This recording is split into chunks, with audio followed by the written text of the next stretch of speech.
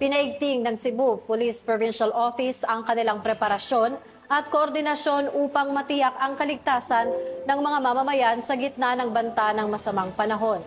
Narito ang ulat mula kay Patrolwoman Judith Nicanor. Naka-full alert status na ang buong puwersa ng Cebu Police Provincial Office bilang paghahanda sa posibleng epekto ng papalapit na bagyong Uwan.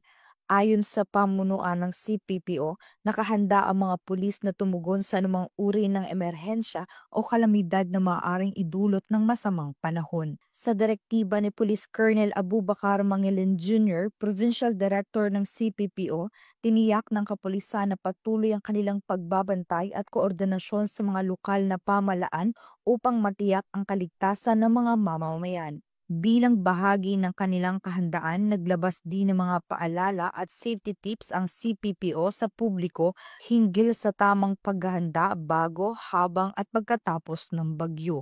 Kabilang dito ang maagang paglikas sa mga mabababang lugar at pagtitiyak ng komunikasyon sa mga otoridad sakaling kailanganin ng tulong.